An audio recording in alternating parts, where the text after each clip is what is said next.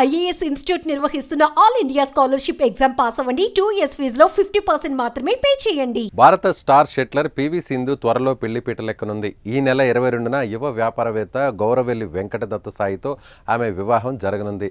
రాజస్థాన్లోని ఉదయ్పూర్లో పెళ్లి జరగనుండగా 24న హైదరాబాద్లో రిసెప్షన్ ఏర్పాటు చేశారు.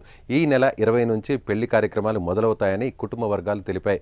బెంగళూరు ట్రిపుల్ ఐటీలో మాస్టర్స్ డిగ్రీ చేసిన దత్త హైదరాబాద్కు చెందిన పోసిడెక్స్ టెక్నాలజీస్కు ఎగ్జిక్యూటివ్ డైరెక్టర్గా వ్యవహరిస్తున్నాడు. అతడు తండ్రి జీటీ వెంకటేశ్వరరావు అదే కంపెనీకి ఎండీగా ఉన్నారు. అయితే ఏపీలో సింధు డిప్యూటీ కలెక్టర్గా పనిచేస్తోంది. గత ఏడాది కాలంగా సింధు సాయి మధ్య పరిచయం ఉందని, గత నెలలోనే వీరి పెళ్లికి సంబంధించి ఓ నిర్ణయానికి వచ్చామని సింధు తండ్రి పివి రమణ తెలిపాడు. వీరిద్దరూ కొన్ని మ్యాచ్లు, సినిమాలకు కలిసి హాజరయ్యారని, అయితే జనవరి నుంచి సింధుకు బిజీ షెడ్యూల్ ఉండడంతో ఈ నెలలో వివాహం చేయాలని నిర్ణయించుకున్నట్లు రమణ తెలిపాడు.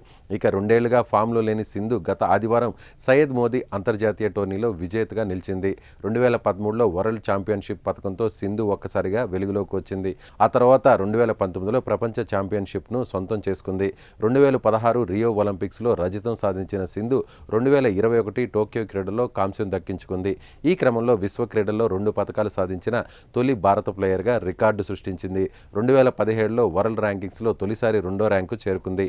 2028లో ఒలింపిక్స్ వరకు కెరీర్లో కొనసాగాలని సింధు భావిస్తోంది.